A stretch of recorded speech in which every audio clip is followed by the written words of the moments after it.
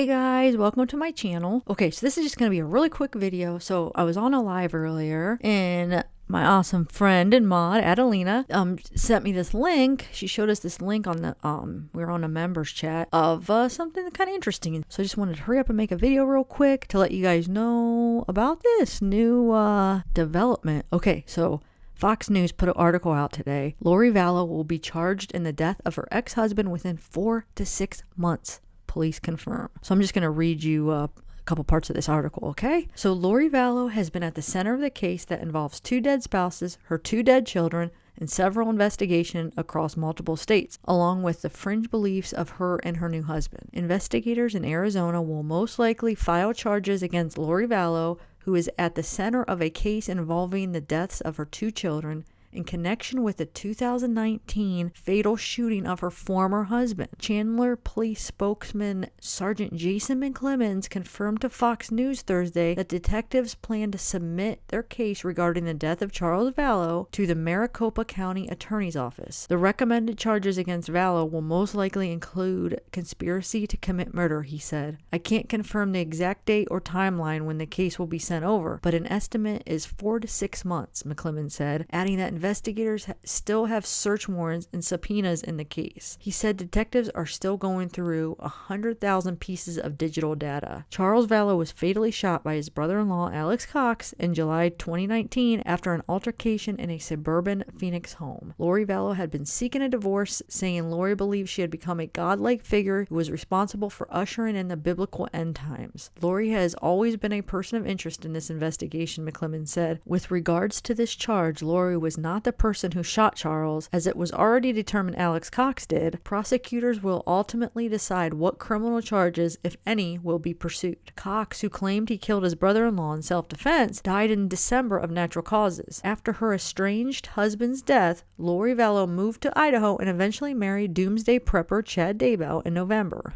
Rexburg, Idaho police are investigating the October 2019 death of Daybell's wife Tammy, who died weeks before her husband married Vallow in Hawaii. Tammy Daybell's body was exhumed in December, but autopsy results have not been released. So you notice they don't say they're not in yet, they just say they have not been released. So I think before they were saying like they're still waiting on them, but now it seems like they have them, they're just not being released. And I wonder why. I think they found something, guys. I don't know, I just feel like they do. But I can't believe that in 4 to 6 months they might be getting her Lori for these murder charges. I thought they would get her for the kids first, but it sounds like they might. Well, no, the trial. I mean, they'll have to do the charge first, and then she'll have to go through preliminary and trial. How many trials is she gonna get? Wonder what they're gonna do, because if they charge her with this, then they're gonna have to go through like a preliminary and trial for this, and then they still have to charge her for the murder charges of Tylee and JJ. You know that's eventually coming, right? But I guess if she gets life in prison for the Charles Vallow case, maybe they'll just not even do the kids murder case. I don't know how this all works. This law stuff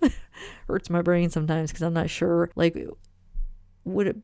I don't know if it would even, it might be like a waste of money and time if like if somebody's serving a life sentence and there is another like murder or something. I mean, would it be kind of a waste to go through the whole court proceedings and stuff? I mean, just to add something that it wouldn't matter because they're in life anyway? I'm not sure. I mean, we don't know if Lori is going to get life, but I'm just saying, like, once she gets one murder charge and if she gets a life sentence then, and then plus if she gets these conspiracy charges, if she's found guilty on those too, plus those other misdemeanor type charges, are they even going to try to do the murder charges on top of it, like the murder for Tylee and JJ on top of that, if they find her guilty for Charles and these conspiracy? You see what I'm saying? If she's spending like a couple lifetimes in prison or however long, I don't know if they can just kind of combine it somehow. I guess we'll see. Vallow and Daybell also are at the center of a mystery over the deaths of JJ and Tylee. An Idaho judge ruled there was enough evidence for Daybell to stand trial on charges related to hiding the children's remains. Both are charged with conspiracy to destroy, alter, or conceal evidence in connection with their deaths. Vallow waived her preliminary hearing Thursday, setting the stage for her case to go directly to trial. Okay, I just wanted to read that to you guys and let you know, 4 to 6 months. Wow, they must have some stuff. I'm thinking, so they said digital evidence, so they maybe have some messages with her and Alex, because her and Alex are the ones that did it, that kind of showed that it wasn't self-defense and it was somewhat planned, was planned. I think.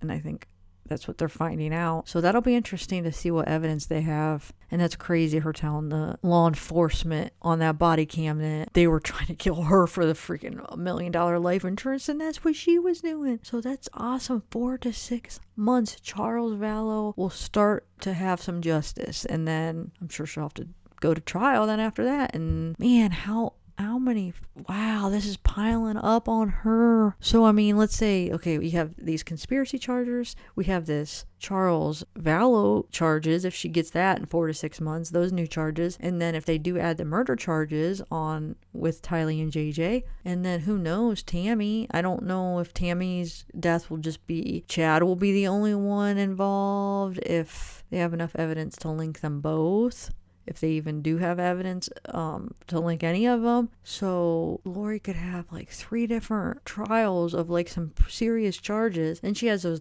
minor little charges too that she's still has going on. So that's 4 different things. Okay, there's a conspiracy that's Charles, when they first picked her up in Hawaii, I know they dropped a couple of them, but she still does, I think, have a couple misdemeanors. I forget what they are. I'll have to look those up. I'll tell you in the next live. They're just misdemeanors, so I mean, I guess it's not that important, but I'll let you guys know. And then if they add the murder charges for the kids, that's 4 different cases. And then if she's involved with Tammy's, that would be 5. Chad's will be this conspiracy. If they add the murder charges, that's 2. And then if Tammy's, it will be 3. Now, when I say 5 and 3, I mean cases, not charges, because some of these cases have more than 1 charge in them. So it's a lot going on. They're piling up. I mean, it's not looking good for them, and they have to be feeling it, feeling the heat. Now, I'm sure Lori and Chad will both be at least found guilty on one of those charges, if not all of them, but what's the chances that they would be found not guilty on all these charges piling up? And some of these charges carry life sentences, at least some of the investigations once they make the charges, so if they could just get one of them on each of them, each get a life sentence, I'll be happy. I'll be happy to get guilty on all of them, but at least if we know that they're never getting out of there, then we know justice is being served. I mean, that just increases the odds that if they could just get one of them, and they found guilty on one of them, a 1 life sentence. That's all it takes. So yeah, they're not getting out. Wow, sucks to be them. Don't feel bad for them at all, though. Okay, guys, I just wanted to hurry up and get this out, so this video is not going to probably be the greatest. I just wanted to get the information out as quick as possible, so hopefully you guys are all having a good day, and by the time I get this video up, because it's already 5:21 a.m., I just did my 2 lives, my regular lives and members live, and I decided to hurry up and do this before I go to bed, so tomorrow's Friday. So when this comes up, it'll be, Friday evening or afternoon or whatever. So Saturday, the next day, tomorrow, come Eileen. I'm going to have that guest Eileen on. So come with your questions. She was a former cult member, and I believe, was it 17 years? Now I forget the number of years. Shoot. It's been almost, I feel like a few weeks since I had her on for the first interview. So yeah, she got out. I think was it 2009 she got out, but she was in for a while. So she's got some interesting stories, and so it should be interesting. So come with some questions. All right, guys, everybody have a good day, and thank you so much for watching. Bye.